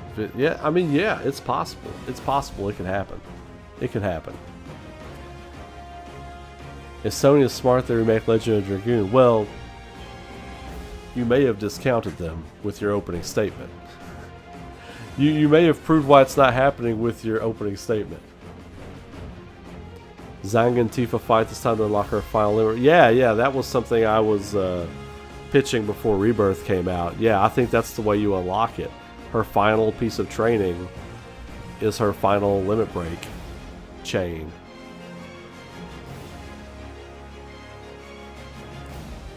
Oh yeah, I love Zang, and I hate that we only got him for that one little bitty bit in Rebirth. I was hoping we would see him more. Livestream Aerith and Sephiroth. I wonder if Aerith is shortly post AC and she is going back for the reasons in On the Way to a Smile, but Sephiroth never became a memory. Yeah. I think when you get into all that kind of stuff, it becomes convoluted. Because I think you get lost in trying to over-explain the semantics of their existence. I think it's just easier to say they're eternal. If you say something is eternal, they can see what's coming, they can see what's been, and they know where they're at. Like they're omnipotent. They're all-knowing and all-seeing. And seeing the future in this respect wouldn't be necessarily just linear. Like seeing many different futures, many different ways something can go. I think, yeah, I think that's kind of how I like to look at those characters, because that's kind of why they know what's coming. The planet knew about Kadaj, Yazoo, and Laws. That doesn't mean they're there or anything like that. They just, hey, here's one of many scenarios that could possibly be. You're gonna maybe fight these guys at some point. Here is a vision of them. So yeah, that's just something to think about there. Who did you find to be the most powerful, effective in combat in Rebirth, and who will be the most powerful, effective in combat in Part 3? Well, I can't say who I think was most powerful, effective overall, but for me personally, Aerith was OP. Well, until she, was DEAD, but she, like, doing all of her, like, souping her up quick at the beginning of battle, putting first strike on her so she's got ATB gauges loaded, and just souping her up at the start of battle so that she can just kind of quarterback the team, so she can kind of make sure Cloud, Tifa, Barret, everybody is aces in their places and healed and buffed, and then doing her own thing from the Arcane Ward. Like, for me, it was Aerith. I mean, when you all watched my gameplay, I always had her. I always had her quarterback in the field, Let the fight run through her, and then when she's good and she's got everybody else set up, then you start changing between characters and rocking heads. I loved playing that way. Can we see Vincent and Vincent? I don't know what I was trying to say there. Can we see Vincent and Tifa combo moves apart? Hell yeah, we better.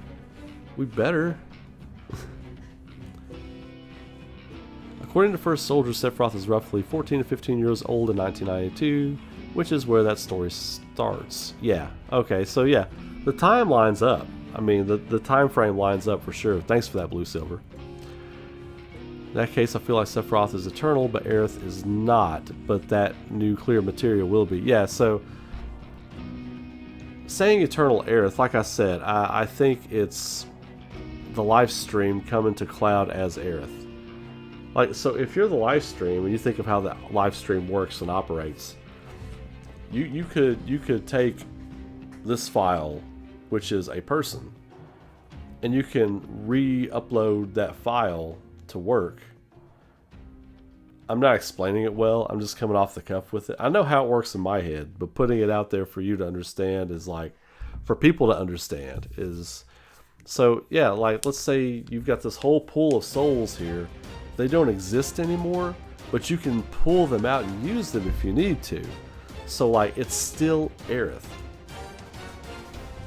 but it's Aerith fused with the mind and soul of the live stream itself, the planet itself. It's like a hybrid between the planet as a being and Aerith, as we know Aerith.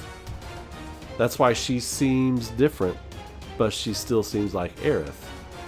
I think that's kind of what we're seeing there. So Eternal Aerith, it's like you're talking to the planet.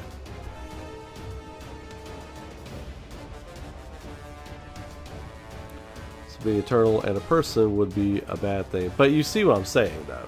You see what I'm saying. How do you feel about being the third installment being called Final Fantasy VII Remember? I think that's fine. I think everything's on the table. That makes me think of Disturbed.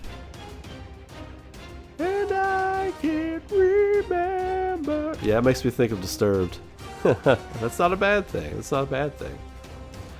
Random question. I'd say I probably speak for all of us in this chat when I say we enjoy your stream. Who is your go-to favorite live streamer? Do you have one? Well, he doesn't stream anymore, but I always loved Soldier First Class. I always said that Soldier First Class's videos leading up to Remake are the reason I started making content. Before, I just did like me doing sketch cards and putting them on YouTube to get 35 views and stuff like that, so I stopped doing it for a while. And then I reacted to E3, I reacted to Final Fantasy VII Remake announcement, and I was just a passionate fan, you know? And I put that out there, and then it started getting tons of views, and I was like, okay, well maybe I'll talk about this, but I didn't decide that it'd be a fun thing to do until I watched Soldier First Class. And that guy knows I love him. We text, we're really good friends now. But him, of course, like everybody, I watched a lot of Max Dude, but I didn't watch Max Dude for the Final Fantasy stuff. I watched him. I really enjoyed his Resident Evil 4 playthroughs back around 2017, I think it was, 2016, 2017. I first discovered him because of his Resident Evil 4 stuff. So I really enjoyed watching him. For my money, I know there's more successful streamers out there, but I think he's a pretty fun guy, and I like him because I know he's a savvy businessman too, and I think that's important if you're trying to do this thing long term. It's good to be genuine, it's good to be a passionate fan, but it's also good to know your business too. And I think he's got that, and there's other people out there that are good. Like I know Nine's great. I don't know if he live streams a lot, but Nine is. Like, he's legit about making sure that the stuff he puts out there is notable, and he talks a lot of news, so, and rumors and stuff like that. So I know he makes sure to be reputable and be have integrity and things like that. He'll talk about rumors and stuff, but that everybody's talking about. But that guy's really, I highly recommend Nine, Nixne. I highly recommend him too. If you want just like rumors and news and stuff, that's the guy I would go to if I were you all.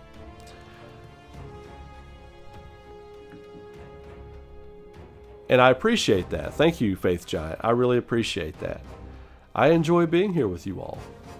Tifa carried me personally. I was bad with Aerith. Tifa, yeah, Tifa's a hack. She's, I mean, not like a hack, but like, when in doubt, get Tifa and just start beating shit up. Like, there were some tough battles where I just could not figure out how the game wanted me to fight this battle. So I'd just beat Tifa and just beat the shit out of it until it was dead. That was how I handled those tough situations.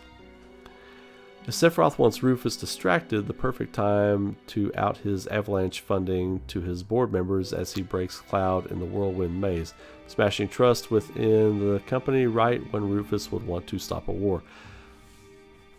Yeah. I think that's pretty. I think that's a pretty cool idea. I hadn't thought about the political stuff in Shinra, but yeah, I think that's really interesting. It would be cool to see them go that route with that. How will they get to the cave where Lucrecia is at? Michelle, the submarine. We all live on a red submarine in Final Fantasy VII. Change the lyrics to that Beatles song a little bit. But no, yeah, the submarine. And I hope we find more than Lucrecia's cave. I hope they put a bunch of crazy out-of-the-way caverns and stuff to explore with the submarine. Underground wreckage, all kind. Like, give me like a crazy, weird pirate ship to investigate on the bottom of the sea. You know that weird ghost ship that's in the underwater reactor? Just make that a random, crazy super boss fight underwater. You know, you just encounter this ghost ship with a half skeleton, half boat with a paddle underwater, and it's just a super boss fight. Ray, do you wish Gold Saucer was online where people could play Fort Condor, Queen's Blood, and Chocolate? Almost, I did say chocolate racing against each other. Chocobo racing. Yeah, that'd be cool. That'd be cool. Yeah. I think they might actually be missing the boat on that a little bit now that you bring that up. For sure. Will there be more Queen's Blood in Part 3? Hell yeah, there better be. There better be. That was the mini game of the year. There should be an award. I don't care what outlet it is, or if it's the Game Awards or another outlet or whatever. There should be a mini game of the year, and that would have won it last year. It's crazy to think FF7 Remake E3 dropped was 10 years ago. I was just talking about that with somebody the other day.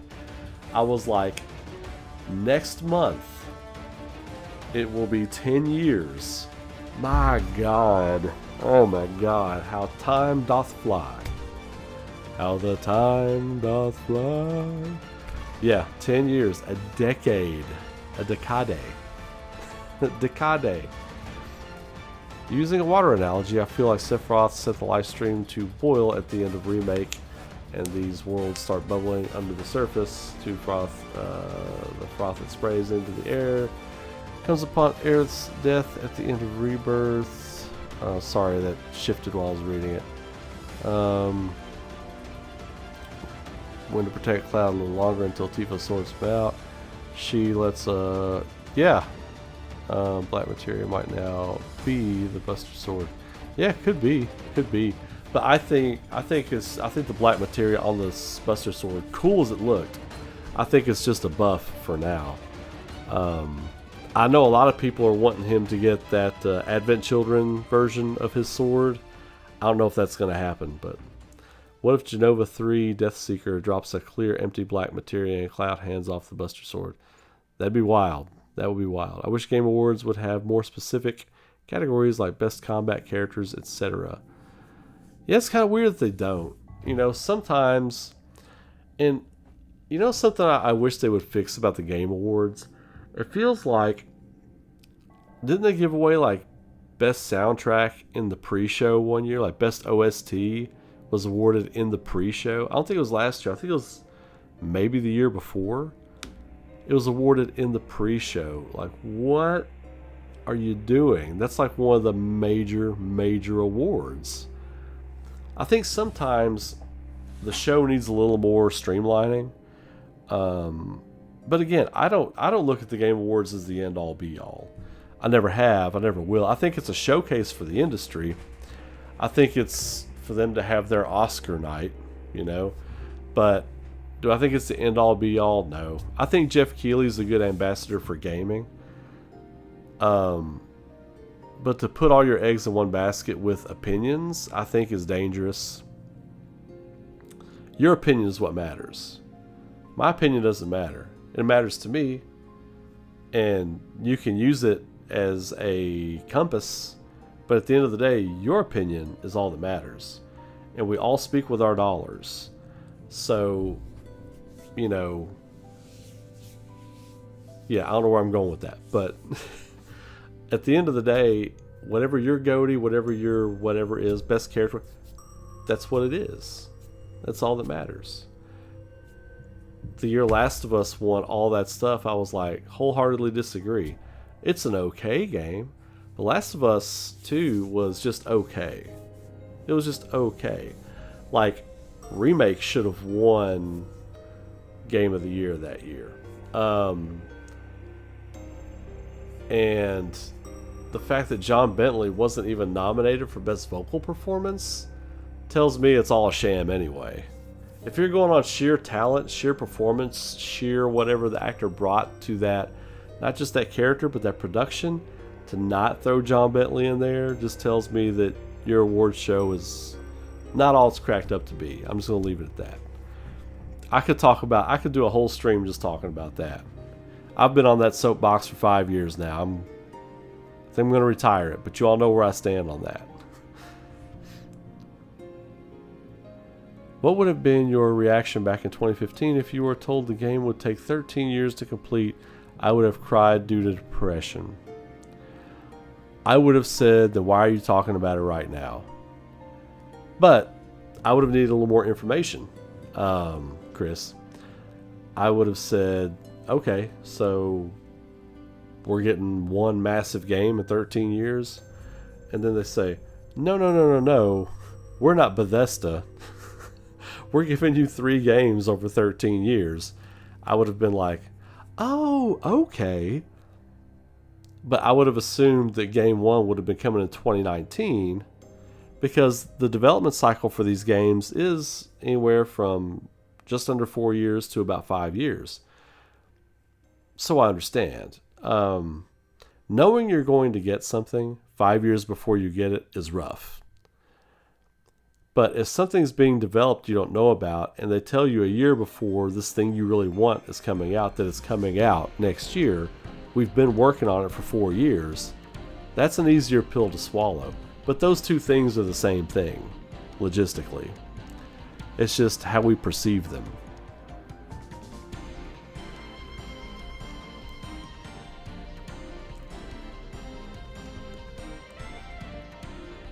Did they have categories like that?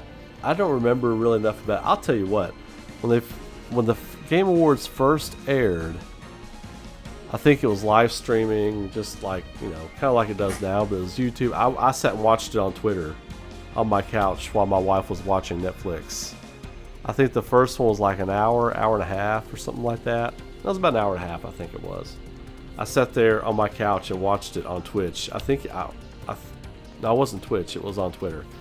I think it was 2017 or 2018, one of the two. No, it might have been 2016. I'm not sure if my son was born yet. It might have been 2016 or early 2017. I know it was January. It might have been January 2016, now that I'm thinking about it. But I can remember sitting there watching it and being like, man, this is great. I hope this works out. And here we are, 10 years later. He's taken over the summer. He's got the Game Awards in the winter. Every 6 months, he's got a thing. And look, Summer Games Fest is the new E3. I miss E3. I really do. But, and I might be going to the Game Awards this winter. Your boy might be going to the Game Awards. Stay tuned. Stay tuned. It might be happening. So...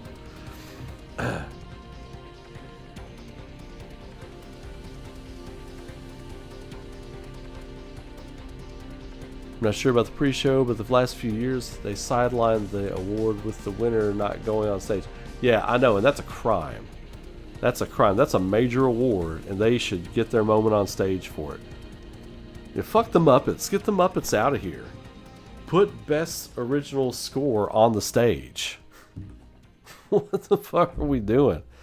I also don't need a cheesy Hollywood movie plug. We're not here for that. Nobody cares about that. I hope somebody on his team's told him that. They've got their awards shows for that.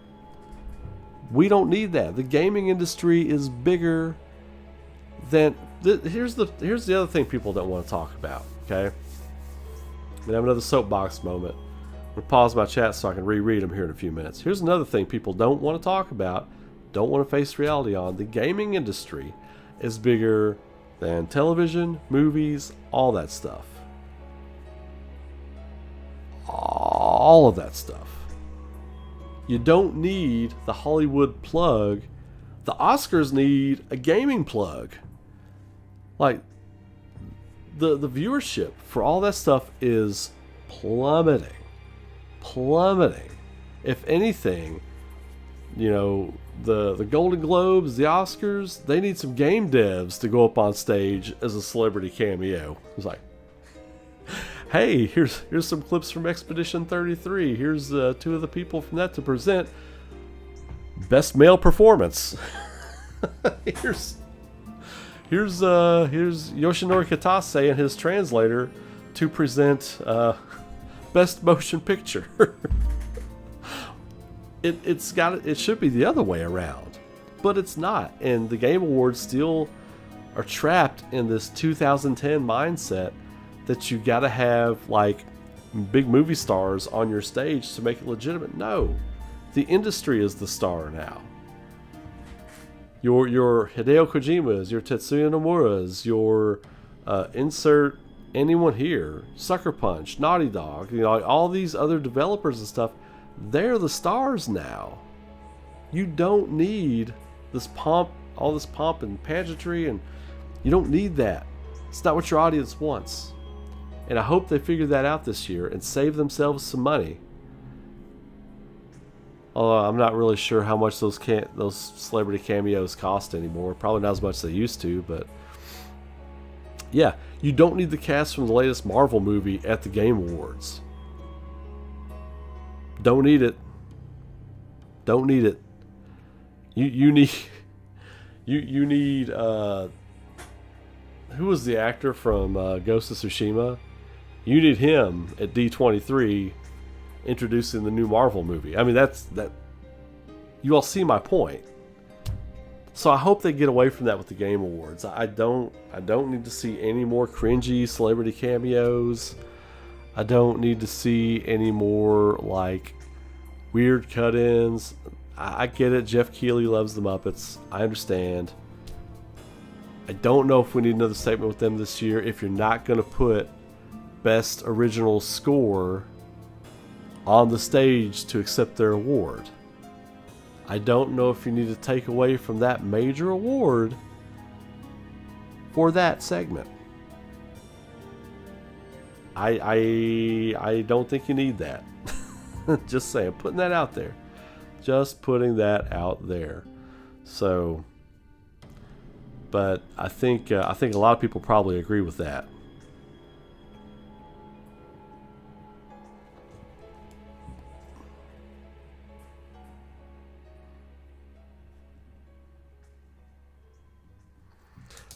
I keep seeing good comments I want to go back to, and I'm kind of writing notes about because I want to revisit these a little bit if I have time here at the end.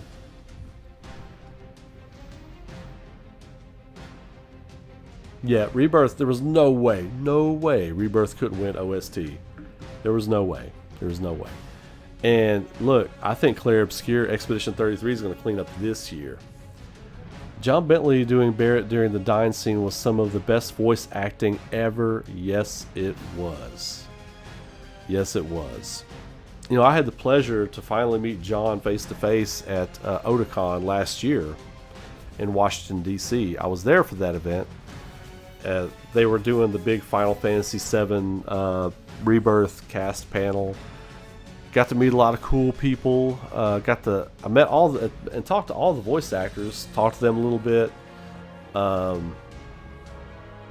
May have cast a few of them for ARAURA. I can't talk about that yet, but specifics. But as you all know, John Bentley is in ARAURA, and I finally got to meet him face to face. We finally got to talk and hang out face to face. It was fun, We had a fun little interaction that I put on X last year as it happened. He's just a genuinely great dude. That's what I'm getting at. He's just a genuinely great dude. He genuinely loves the fan base. He is a genuine fan of Final Fantasy. He loves the fantasy genre. He loves being a part of it. He loves acting in it. The guy is genuine from head to toe. All 6 feet 4 inches or 5 inches, however big he is. Not a lot of people that make me look small, right? I'm about 6'2" and a half, about 235. Not a lot of people that make me look small when I'm next to them, unless they're like a professional athlete. I look like a child standing next to John Bentley. He is a big dude. He gives big hugs, and he's the genuine article. So, nothing but the best to him and his family. I hope he has a future filled with awards and opportunities because he deserves it. Barrett, let's see. I wish we could all just meet up in one big area the day of Part 3 launch. All the hardcore players and our favorite live streamers, and just have one big fat pizza party weekend. Hell yeah, man. That'd count me in. That'd be great. We could all just hang out and BS and have a good time. Barrett, to me, is the hardest character to voice act. If it's too over the top, it comes off cartoony and kills the story. John did a fantastic job. That's why I said he really does a great job of just nailing every aspect of human emotion with that character. He's silly, he's goofy, he's serious, he can be mean at times, he can be cold at times, he's a loving father. I mean, he goes through the whole spectrum. And like, that's what killed me in 2020, that he didn't even get nominated, because there were 2 nominees for The Last of Us 2, and they did a good job. But they didn't show the range, just the range that John did. I mean, he is truly amazing. Yeah, Ezio won one time, and they had a little cutscene that might have been when it was on Spike TV. Look, you want to talk about... So, I've always had thoughts on great characters that were so great that they killed their franchise. Ezio Auditore was such an amazing character that Ubisoft had an out-of-body experience when they wrote this character. Ezio Auditore was Assassin's Creed. He was Assassin's Creed. Not Desmond, not Altair. Connor was okay. I mean, all the Assassin's Creeds that came after the 2 trilogy, some of them were good, a lot of them were not. I haven't really played much of the new one. What I've played of it is pretty fun, but I don't know. I'm not into it like I was into Assassin's Creed 2. Ezio Auditore, and that performance had such charisma. You followed him through his life, through 3 games. Brotherhood, I'll argue to this day, is one of the best PlayStation 3 games on that system. There were a few good games on that system. Assassin's Creed 2 or Assassin's Creed Brotherhood is around the top of that list for that generation. He's so good. The actor that portrays him, and forgive me, I can't think of his name off the top of my head. He's also in Skyrim. He's the Jarl of Whitehall or something like that, I think. Ezio is one of the greatest video game characters of all time. My top 10 list of video game characters of all time is coming. Ezio Auditore is on that list somewhere. And I'm not counting your Marios and your Links and your Pac-Mans. I'm talking story-driven epics, like with voice acting and all that kind of stuff. That's what I'm talking about. Not mascots, you know. Ezio, Roger Craig Smith, thank you so much. Is it Roger Craig Smith? Roger Craig Smith is Ezio? Oh my god. I never knew that. I never knew, like, okay. But anyway, Ezio Auditore was so good that after Assassin's Creed 2's storyline, they had no idea what to do. They had no idea what to do. They're like, you know, I could see the people at Ubisoft scrambling around. It's like, oh shit, what do we do? We cannot write a new character like him. He was so good.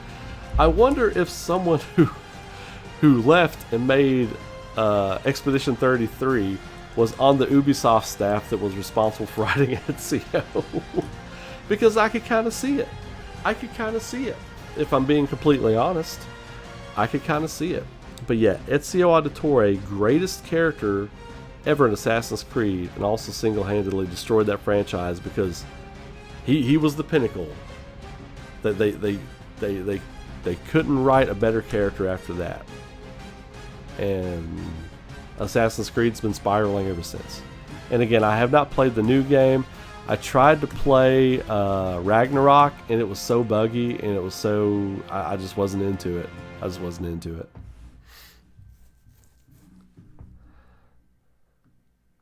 First Game Awards was 2014. Okay. Well, thank you for that, Peach Booty.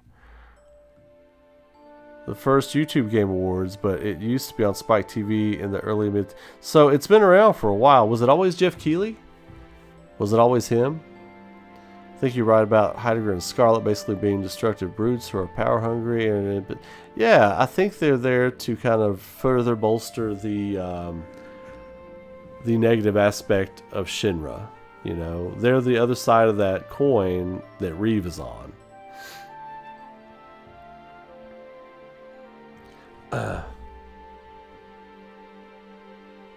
Hey Ray, do you think that Rebirth will win Game of the Year in the Game Awards this year? Rebirth? No. No, because the rest of the world wasn't like me and waited a year to finish it. Like, no, that was up last year and it lost out to what won Game of the Year last year? I don't even remember what won Game of the Year last year. That's how great that game was. That's how great whatever won Game of the Year was. I forgot what it was.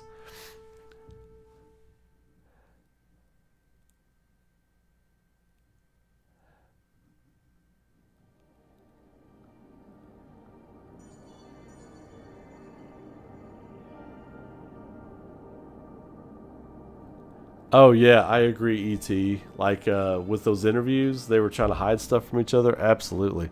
Trap, what's happening, Trap? How we doing? Good to see you, brother. Thanks for the pizza.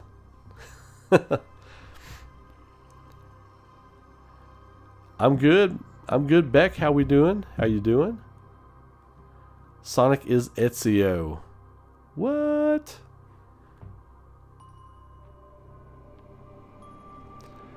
Johnny is Peter Parker. Oh, you mean, wait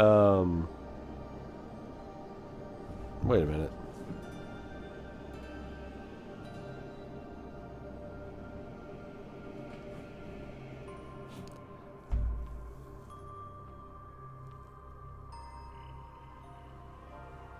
Johnny, who is Peter Parker? I thought Yuri Lowenthal was Peter Parker. You talking about the games or the cartoons?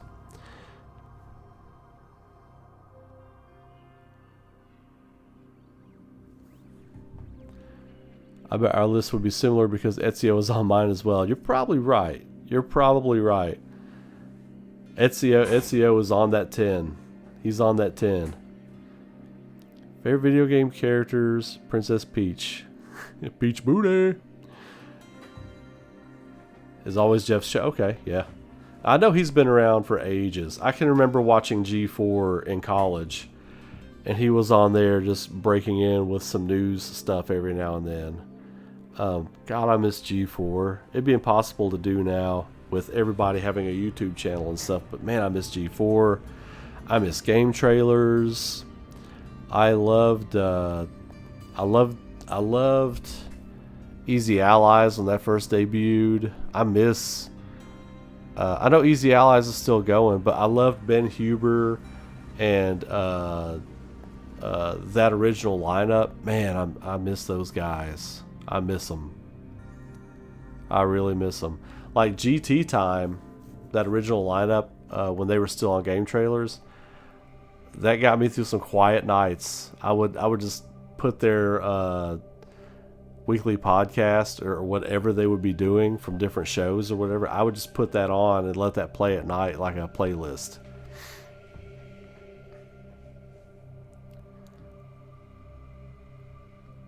I have a close friend who loves the franchise of Assassin's Creed, and she never connected with the characters like she did Ezio. Same here. Same here. You got to see Ezio go from like a brash young man, and then a middle-aged man, and then an old man. Like it was so, God, it was so good. It's almost making me tear up thinking how good that story was. And the way he went out, it was just perfect. Just quietly. He just quietly went out. In a village, just unassumingly. It's so good. God damn, that was so good.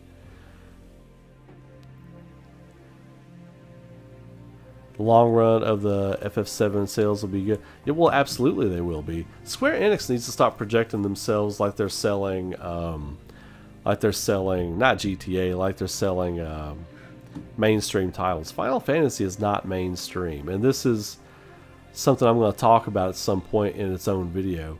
But Final Fantasy is not mainstream. It's not going to do mainstream numbers. It's niche. It's still a JRPG. It's always going to be niche. We will always love it. We will always recognize them as the greatest games that you can make. JRPGs, they are superior to everything out there. Just saying, just saying. But it's never going to be an action beat 'em up. It's never going to be a first-person shooter. Those numbers are in sports games. Those numbers are always going to be bigger. So it's good for Square to strive for large numbers. But the realistic numbers are what they're selling. They're what they're selling.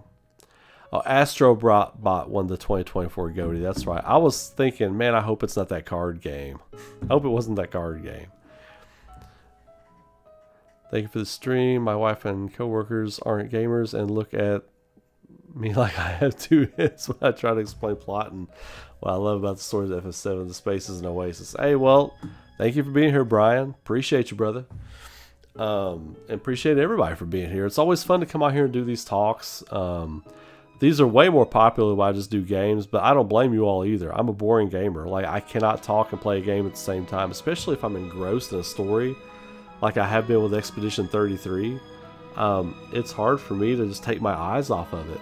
I want to think about what's going on. So, but I do appreciate everybody who comes on and just lets the thing run while I'm in the background while I'm playing games. I appreciate that.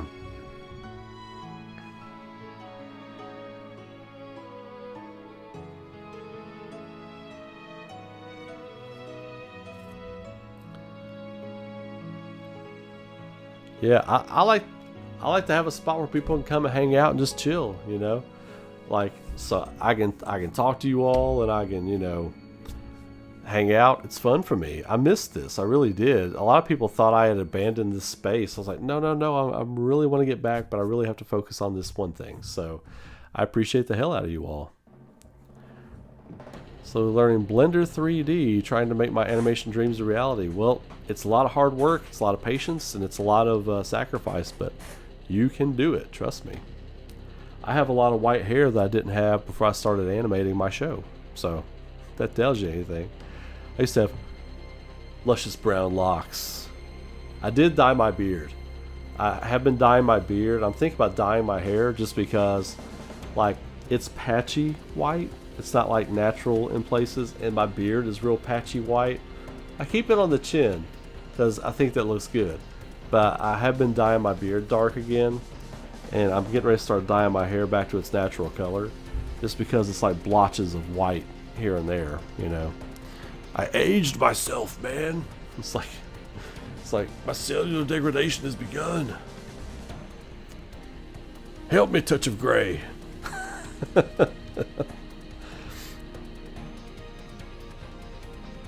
Yeah, gee, well, that's why I say it was a different time. I think I miss those personalities, but again, that's why you've got YouTube streamers.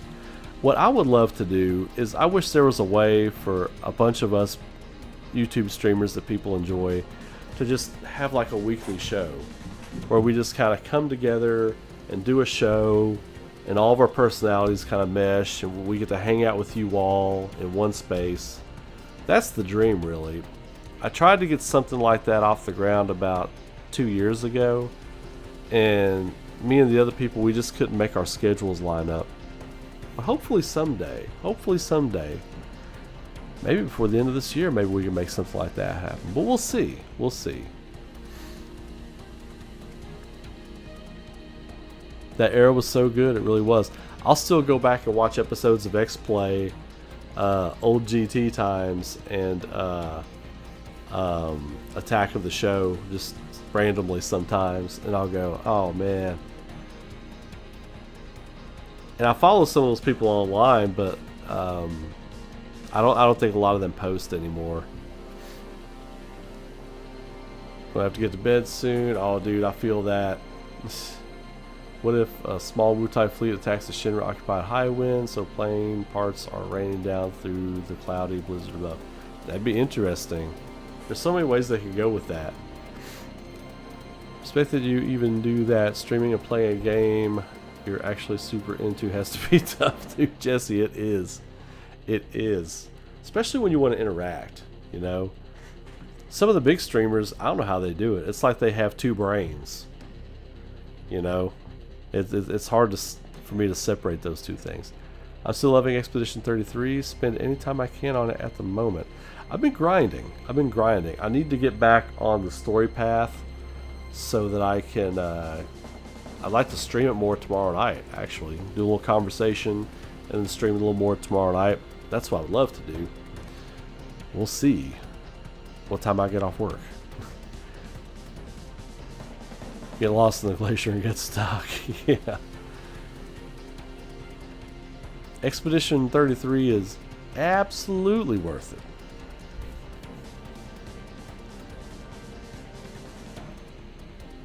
Expedition 33 is amazing. It is it's neck and neck with Rebirth as the game of this generation. I have no reservations in saying that. The gift of the goddess. I know. It worked for Genesis, right? He came back and his hair went from white to his auburn brown.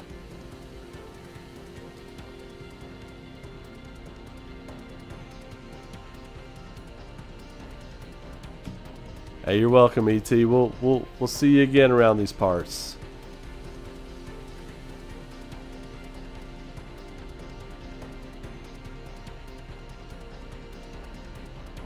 Cloud Error 07. What's up? Yeah, we're live, but I'm getting ready to not be because unfortunately I have to end the stream right there, folks. I gotta get some sleep. I'm pulling a double tomorrow. I've got a couple of production meetings for ARAURA tomorrow via phone, via FaceTime. So it's gonna be another long day for your boy tomorrow, but thank you all for being here. I appreciate you all coming out. We'll do it again. Like I said the other night, we're going live every night, baby. Every night, baby, we're going live right here on the channel. Twitch, YouTube, all that good stuff. We'll be going live every night. I appreciate you all being here, as always. So, throw a like on the video. Subscribe to the channel. Follow me on Twitch if you haven't. Subs on Twitch are always appreciated. I appreciate the hell out of all of you all.